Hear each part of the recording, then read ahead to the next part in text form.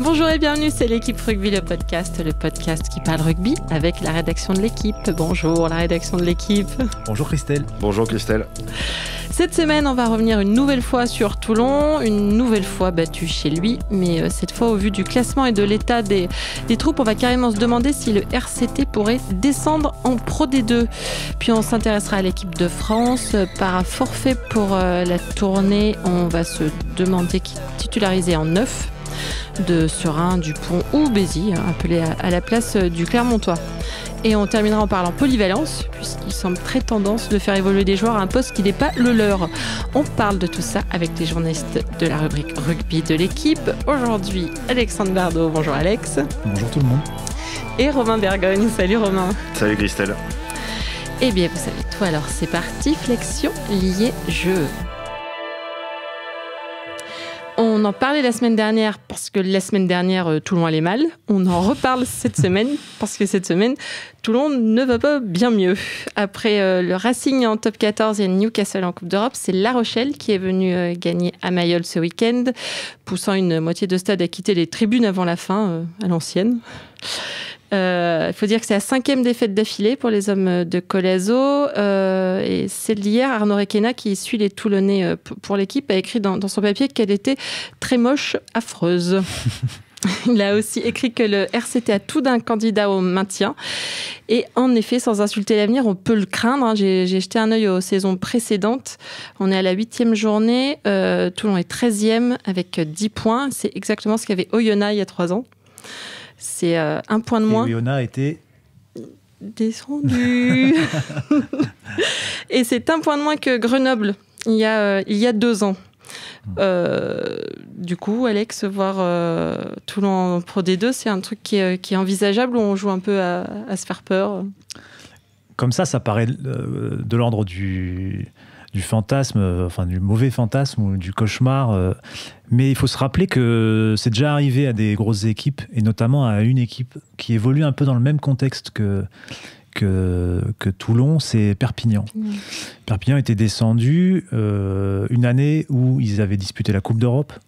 Ils avaient été champions de France et finalistes lors des 3 saisons précédentes, je crois. Et quand je parle de même contexte, c'est un contexte passionnel, avec des supporters très présents, avec des supporters qui s'expriment.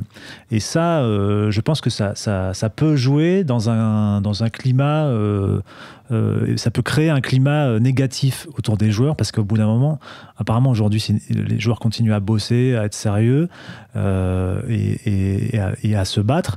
Mais il y a un moment, peut-être que tout le contexte passionnel autour du RCT va créer une tension, une peur d'avancer, de jouer. Surtout que, et là on revient au même contexte que Perpignan, il y a quelques saisons de ça, quand on est habitué à jouer des titres, des Coupes d'Europe, on ne sait pas ce que c'est de jouer le maintien. On découvre ça. Alors déjà, ça peut augmenter la peur de tout d'un coup de se retrouver confronté à ce système-là, davantage que à ce système-là, à ce risque-là. Ça peut générer davantage de peur que de motivation. Et donc, la qualité de l'effectif de Toulon peut s'en ressentir à terme si cette équipe n'arrive pas à redresser la barre dans les semaines à venir. Ça se voit de toute façon que les mecs ont peur un peu sur le terrain, on l'a vu hier, c'est-à-dire qu'il y a 0 prise de risque, c'est du rugby à 1 ou 2 passes, on sent que les mecs jouent restrictif au maximum. Bon, hier c'était un peu amplifié par le fait qu'il pleuvait, mais on sent que les mecs ont un peu les chocottes, quoi. Ils jouent, c'est bon, je te passe la balle ou je passe la balle à Bastaro, puis on va bien voir ce qu'il fait, bon il passe pas, bon on va la passer à Fekitoa, mais on sent qu'il n'y a pas de...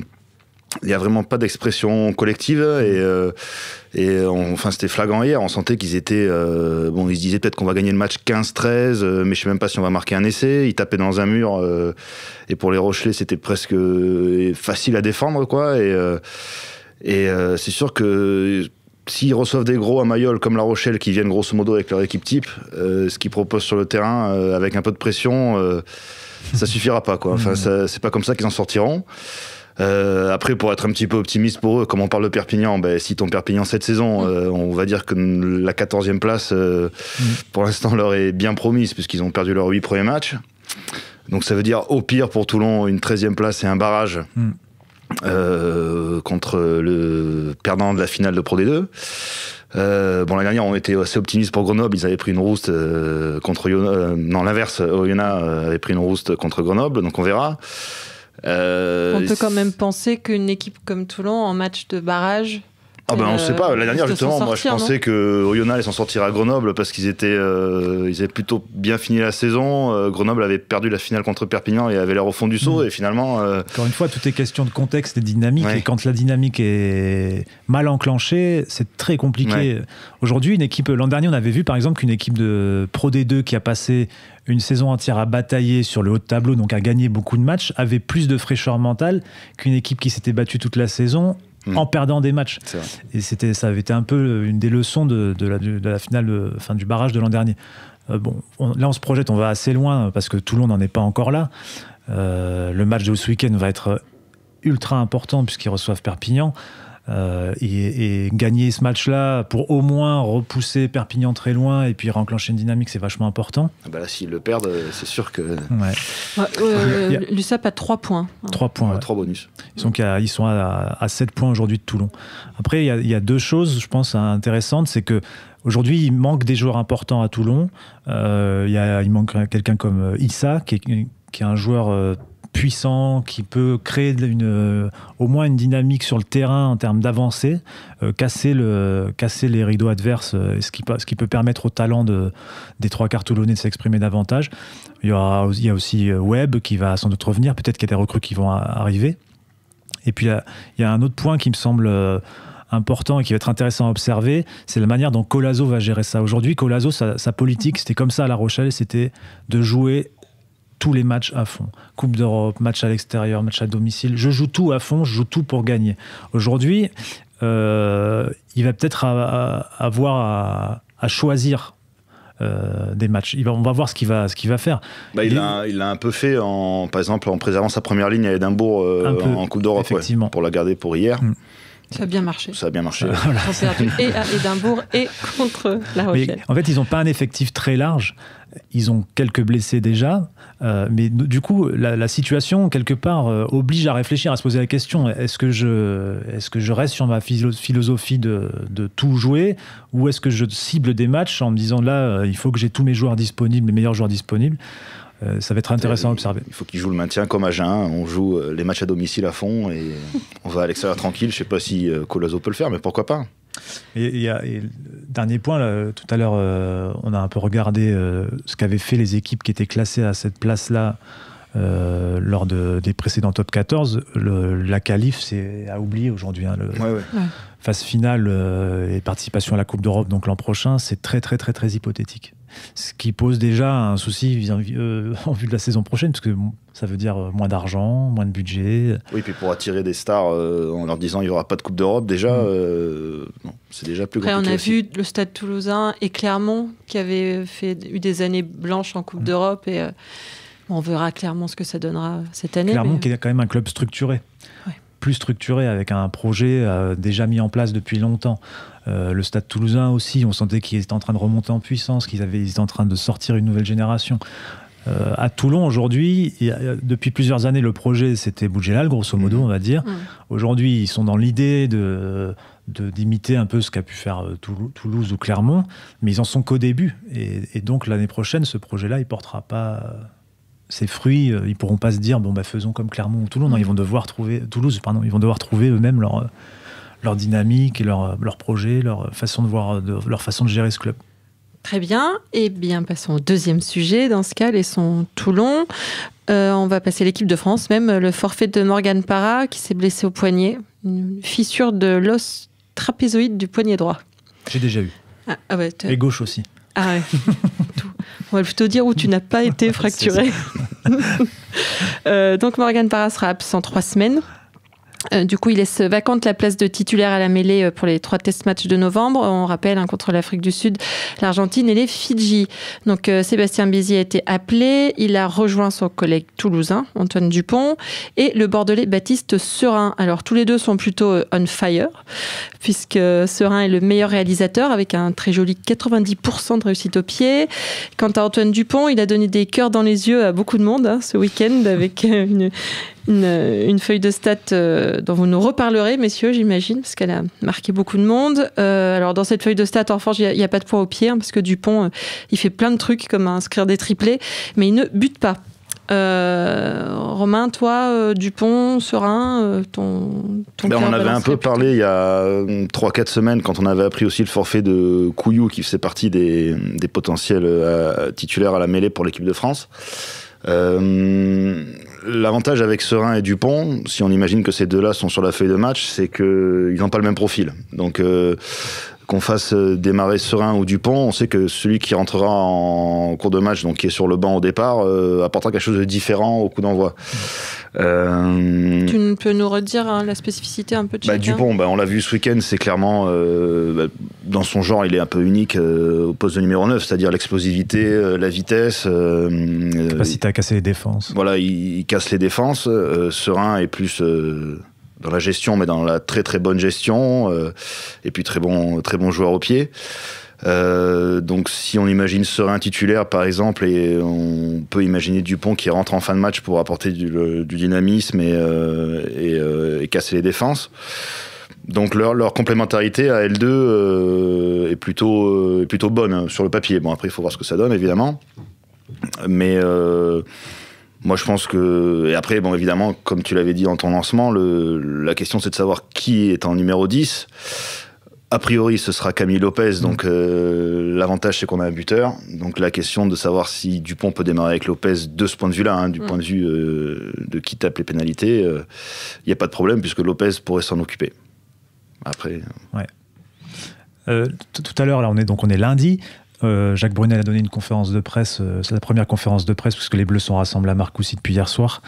Et la tendance est plutôt quand même à une idée de numéro 1 Serin et numéro 2 Dupont. Dans la première liste, il y avait Morgan Parra numéro 1 et on sentait que l'idée était que Antoine Dupont, il l'avait rappelé parce que pour le réintégrer à ce groupe, le remettre dans les systèmes. Parce qu'on rappelle qu'il a été longtemps blessé, il revient d'une longue blessure au genou. Il n'a jamais été sélectionné sous l'ère Brunel. Donc l'idée c'est qu'il reprenne contact avec ce groupe-là. Donc là, effectivement, le fait que Parra soit forfait, ça le fait monter un peu plus haut dans la hiérarchie. Il va sans doute être numéro 2, remplaçant. Après, les performances qu'il produit depuis son retour, déjà, c'est effarant, parce que il revient d'une rupture des ligaments croisés. C'est une blessure dont on revient pas facilement. Généralement, il faut un peu de temps. Lui, là, ça fait grosso modo 1 mois qu'il a repris, et il est à un niveau... On a l'impression qu'il n'a pas été blessé, en fait. Il a gardé les mêmes qualités d'explosivité et de vitesse. Il ose aller jouer les duels. Il se retrouve plaqué, pris en bas. Il se recroqueville pas en se disant je vais me protéger d'un éventuel porte-à-faux à mon genou. Non, il continue à essayer d'avancer. Enfin, il n'a rien perdu de ses qualités. Et du coup, forcément, ça interroge à se dire est-ce qu'il ne faut pas le lancer tout de suite ? Apparemment, Jacques Brunel a déjà tranché la question. On verra dans une semaine quand il annoncera sa composition d'équipe. Mais de toute façon, même s'il rentre une demi-heure, 20 minutes, un joueur avec cette qualité-là, ça sera déjà... il va beaucoup apporter, quoi. En plus, il a vraiment le profil un peu plus que Serin du joueur j'ai perdu le mot un joueur en anglais là, d'impact player. Voilà, d'impact player. Il a vraiment ce profil-là du mec qui rentre et qui, en 20-25 minutes, peut créer des différences face à des joueurs fatigués. Voilà. J'avoue que je suis assez impatient de le revoir à ce niveau-là. L'an dernier, on était un peu resté sur notre faim parce qu'il s'était blessé après avoir fait un énorme match une énorme entrée en jeu contre les All Blacks. On rappelle qu'il n'a que 21 ans, Dupont, aussi. Donc c'est carrément l'avenir. Tu parlais de ses stats contre Perpignan hier. je les ai sous les yeux, on les a publiés ce matin dans le journal de l'équipe. Il a parcouru 177 mètres ballon en main. Le record cette saison, c'était 133 mètres, c'était un arrière. Il a fait 6 franchissements, 9 défenseurs battus et 16 plaquages, tous réussis. Ce qui est un record pour un demi-mêlée cette saison, pour un demi cette saison même. C'est exceptionnel. Et c'est exceptionnel de toute façon, mais c'est d'autant plus exceptionnel que ce joueur revient de blessure. Et en plus, là, aujourd'hui, à Toulouse, depuis quelques matchs, il est utilisé dans un double rôle, à la fois 9 et 10 en cours de match. Il peut passer numéro 10. Et en fait, la sensation, c'est que en 10, il a tellement de qualités individuelles que même s'il fait des choix moyens, ou s'il choisit de garder le ballon, par exemple, même si ce n'était pas la solution, il arrive à s'en sortir, à créer des espaces, à trouver des brèches. Je pense qu'on a rarement eu un joueur avec cette qualité dans les duels en France. On a une pépite, hein. Puis c'est clair que c'est une pépite, et puis ça tombe bien. Je pense que Jacques Brunel devait être bien content de le voir en forme ce week-end, parce que finalement, au poste de numéro 9, c'est là où, soi-disant, on a la plus grande richesse au poste, et on a Parra et Couillou qui se sont pétés dans le mois, Machenaud qui n'est pas encore revenu, donc il a dû se dire heureusement que Dupont est en forme et que Serin est en forme, parce qu'il il est aussi en pleine confiance en ce moment, et ça se voit, donc c'est une très bonne nouvelle. Puis après il y a le cas Bézi, dont on ne sait pas trop comment il va être traité, parce que ça fait quand même 2 demi de mêlée qui viennent de Toulouse. Est-ce qu'il vient vraiment en numéro 3 et il sera même éventuellement libéré pour jouer avec Toulouse, parce qu'il y a 2 journées de top 14 qui vont tomber pendant ce rassemblement-là, on verra bien. Mais c'est sûr que pour Dupont et Serin, je pense que, en espérant évidemment qu'il n'y en ait pas un des deux qui se blesse, parce que là à force ça va commencer à devenir compliqué, mais touchons du bois, mais leur complémentarité et ce qu'ils apporteront de différent chacun sur le terrain sera plutôt un atout, je pense, pour l'équipe de France dans les matchs qui arrivent là. Après, il faut quand même dire que même s'il y a cette richesse-là avec Serin, avec Dupont, c'est quand même une mauvaise nouvelle que Morgan Parra soit blessé, rate cette tournée. Il était revenu en juin après un long bail sans match. Sans sélection, une longue période sans sélection. Là, puis les mois de juin, c'était pas un cadeau. Voilà, c'était pas un cadeau, mais il y avait l'idée d'installer Morgan Parra et Camille Lopez, 2 joueurs qui ont l'habitude de jouer ensemble, 2 joueurs qui ont de l'expérience dans une équipe qui en manque. Morgan Parra a en plus un grand vécu du très haut niveau. Il a disputé une Coupe du Monde en 2011, une en 2015. Voilà, ça faisait beaucoup de choses quand même qui rendaient ce joueur important, même si peut-être on peut penser peut-être qu'il a un peu moins de talent brut que Serin ou non, on peut pas ou le Dupont. penser. Voilà, la Clermontoise parle. Mais par contre, il a ce savoir-faire, ce côté catalyseur qui dans cette équipe de France-là peuvent être importants, et Jacques Brunel comptait là-dessus en vue de la Coupe du Monde. Donc aujourd'hui, c'est pas qu'on repart à zéro, mais ça va être à nouveau une nouvelle charnière alignée. Et c'est à un an de la Coupe du Monde, il n'y avait pas besoin de perdre ce temps-là. Peut-être qu'on en tirera des bonnes surprises, et peut-être que dans un an, on se dira le titulaire, c'était le bail de Serin ou le bail de Dupont a commencé en novembre dernier, et aujourd'hui ils sont indiscutables. Mais à l'heure où on parle, c'est pas une très bonne nouvelle. Bon, après c'est que 3 semaines d'absence, donc ça veut dire qu'on l'aura normalement pour le tournoi. Et puis comme tu le dis, Parra et Lopez jouent ensemble en club toute l'année. C'est quand même du temps de perdu. Je suis pas sûr que les systèmes soient si différents que ça, donc ils pourront quand même bosser ensemble toute la saison. Donc, c'est sûr. Il s'est pas fait les croisés, c'est déjà ça. Ouais. C'est mal de dire ça. Ça porte malheur. On verra. Mais les gens se blessent pas dans le rugby français, faut pas croire. Surtout pas, clairement. Non, c'était l'année dernière. C'est fini maintenant. Là, Parra, Fofana, Lamela, ça en fait quand même 3 en moins pour l'équipe de France. Lamela, c'est un complot. D'accord. Non, on rappelle juste que Lamela a pris un coup involontaire de son ancien coéquipier Rado, et qu'il est... Tu peux dire son nom entier, s'il te plaît? Radoslav Levic. Bien. Et il a pris au moins 3 semaines aussi pour une très jolie commotion. Et bien voilà, on va passer au dernier sujet. On a bien cherché dans la liste de Jacques Brunel dont on parlait. On n'a trouvé qu'un seul ailier de métier, Teddy Thomas. Le sélectionneur de l'équipe de France s'est dit par exemple, que les centres Penaud et Ficou feraient tout aussi bien l'affaire. À Clermont, le deuxième ligne, Arthur Ituria, a fait son apparition en troisième ligne. Et Brunel s'est empressé de dire qu'il risquait de l'utiliser à ce poste en bleu. Ce week-end, le demi de mêlée, cœur avec les doigts, Antoine Dupont a joué une mi-temps en 9, une mi-temps en 10. Et on ne parle même pas de Patrice Colazo, dont c'est le péché mignon de changer les joueurs de poste. On se souvient notamment du centre, Mbotia, qui a joué en troisième ligne, de l'ouvreur aussi, Saint-Zel, qui est passé à l'ouverture. L'ailier Saint-Zel qui est passé à l'ouverture. Et du demi de mêlée, Arthur Retière, qui est passé à l'arrière. Ça. Un peu partout d'ailleurs, lui. Un peu partout. Ouais, c'est le fameux utility back, je crois, on dit. Ça, c'est quand Colazo était à La Rochelle. Maintenant, il est à Toulon. Et Alex, tu me disais qu'il continue, d'ailleurs. 11 joueurs, ouais. Depuis le début de saison, 11 joueurs, même 12 si on compte Chioki qui est rentré un bout de match pilier droit, qui ont joué à un autre poste que le leur, dont Fekitoa, Tuisova, Nakosi, même Rebalj, enfin voilà, pas mal de joueurs. Et ça, je sais bien qu'il y a des fois, il faut jongler avec les blessures, justement, mais il n'y a pas que ça, non ? On aime bien quand même changer les joueurs de poste. Alors, en ce qui concerne l'équipe de France, d'après ce qu'on a compris, l'idée quand même est que du staff est de se dire on va prendre les meilleurs joueurs et ensuite on les fera jouer, on les répartira, on va dire, dans la ligne de 3/4. C'est pour ça qu'aujourd'hui, en France, on constate quand même qu'il y a un manque d'ailier pur.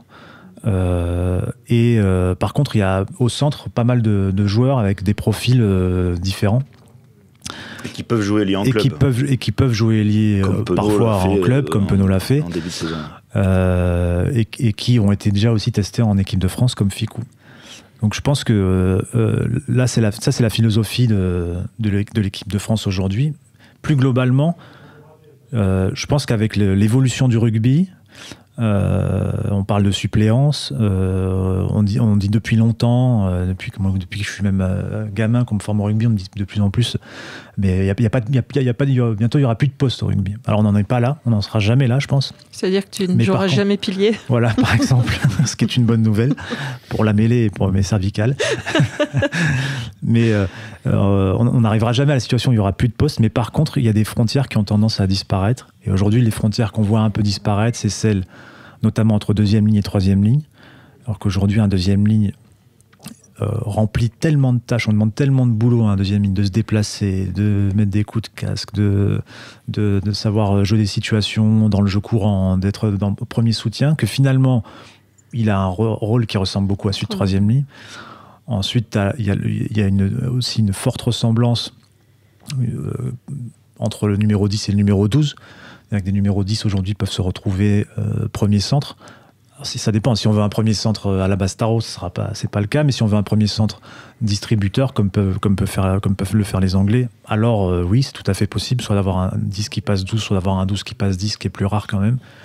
Et après, entre ailier et arrière, de toute façon, il y a toujours eu une ressemblance. Mais aujourd'hui, il y a même des centres qui, par leur vitesse, leur capacité à battre des défenseurs, à gagner des duels, peuvent se retrouver ailiers. Ça aussi, on l'avait déjà vu avec Philippe Sey dans les années 80. Là, aujourd'hui, on le voit avec Ficou, avec Penaud.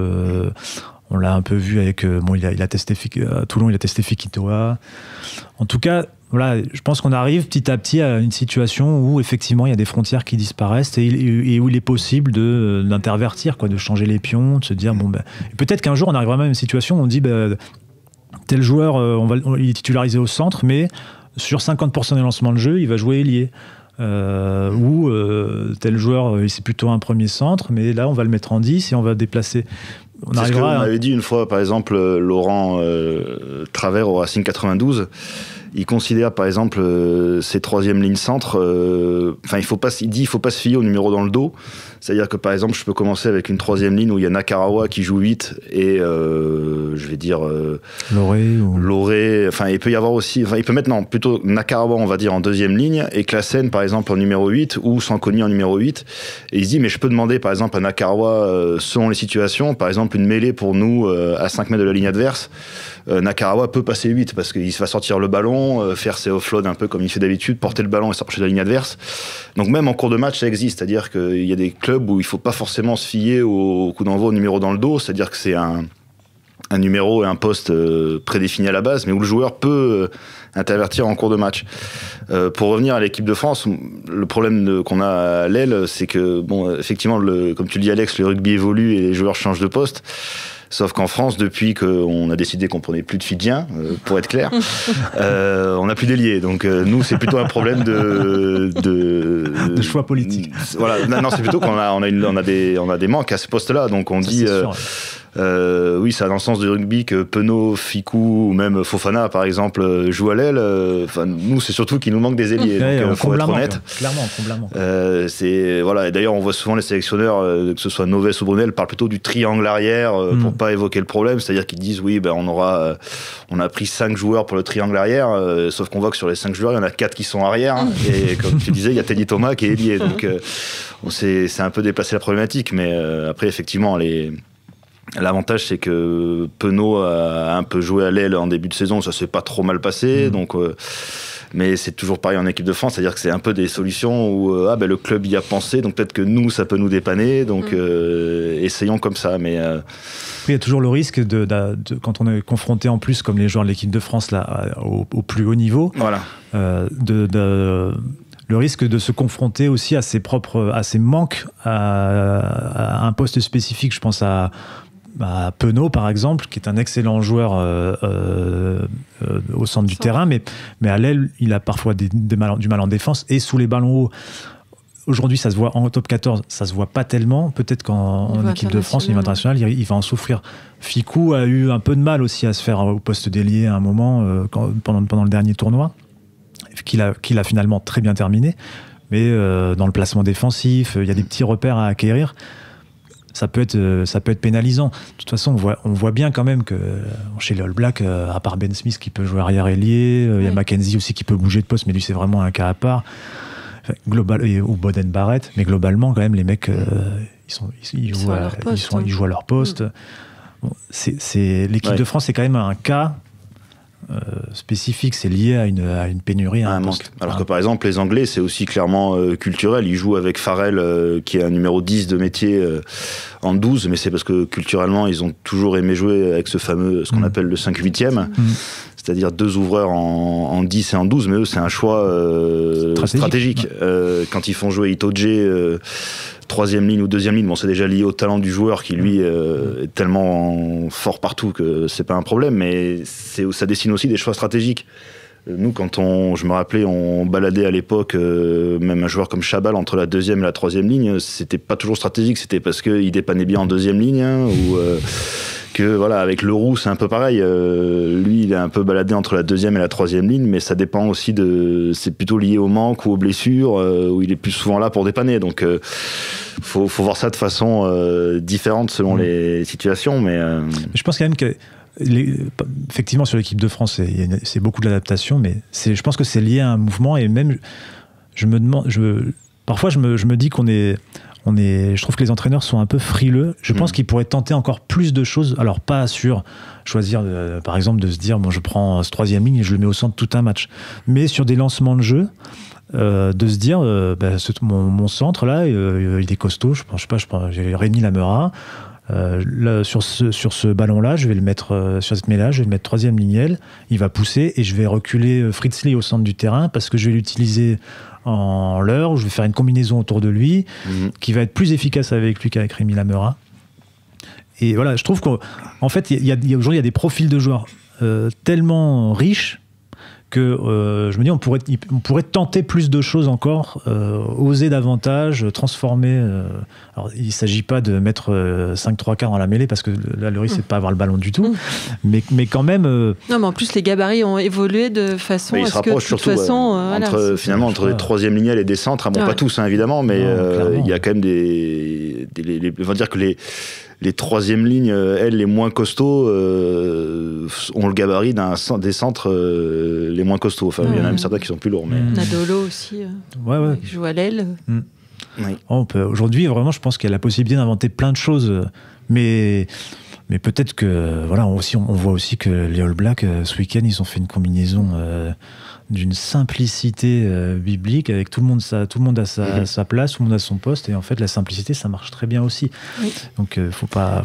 Tout a aussi l'air très simple avec les Blacks. Oui, c'est ça aussi le truc.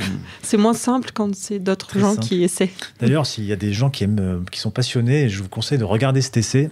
Donc, si on parle de l'essai de Beauden Barrett sur une mêlée aux 15 mètres, c'est en début de deuxième mi-temps. Contre l'Australie, voilà. Ladies Lock-up. Et c'est une action qui, au début, part 9-10 grand côté, et Beauden Barrett inverse, change le sens, et envoie le ballon de l'autre côté de la mêlée, petit côté à Ioane, et va le redoubler, et finit par marquer. Et en fait, sur cette action, il y a plein de choses vachement intéressantes à regarder, loin du ballon, notamment. Ce que fait, on est totalement hors du sujet là, mais... Oui, mais c'est tellement intéressant. Mais c'est vachement intéressant. C'est l'action de Squire, le troisième lignel, côté fermé des All Blacks, qui en fait un écran qui n'est quasiment pas visible et empêche un défenseur australien d'aller défendre dans le petit côté. Et tout ça, évidemment, prévu. Et c'est à la fois dégueulasse parce que c'est une faute, mais c'est aussi magnifique d'intelligence et de conception, en fait. C'est-à-dire que toute la stratégie, cette combinaison a été pensée, réfléchie par le staff All Black, qui avait repéré que l'Australie ne défendait pas sur le côté fermé, tout ça. Défendait bizarrement sur ce côté fermé. Et donc, toute l'équipe se met en mouvement pour ouvrir ce petit côté, y compris par des voies illégales. Mais ça devient du basket, quoi. Voilà. Et de l'autre côté du terrain, si on regarde Squire, et de l'autre côté du terrain, au grand côté, à l'aile droite, il y a Ben Smith qui, dès le début de l'action, sprint au cœur du terrain en se disant « je fais un appel de balle, donc je vais attirer des défenseurs à moi, au moins les défenseurs vont rester vers moi en se disant le ballon va aller là », mais qui en plus prévoit déjà que le franchissement va avoir lieu, et au final, il est premier soutien du joueur qui marque l'essai. Enfin, tout est parfaitement conçu, un peu dégueulasse et un peu magnifique en même temps. Tellement All Black. Voilà. Mais c'était tellement beau qu'on va se quitter là pour tous aller regarder le match en replay. Voilà, c'est ça. Ou juste la 50e, si vous voulez, 58e ou quelque chose comme ça, je crois. Très bien, merci messieurs. C'était l'Équipe Rugby, le podcast, une émission de la rédaction de l'Équipe. Aujourd'hui, j'étais avec Alexandre Bardot, Romain Bergogne. Merci à Jules Cros à la technique. Retrouvez-nous tous les lundis sur l'équipe.fr, Apple Podcasts, SoundCloud. N'hésitez pas à réagir, laissez-nous des commentaires et mettez-nous plein d'étoiles. À la semaine prochaine.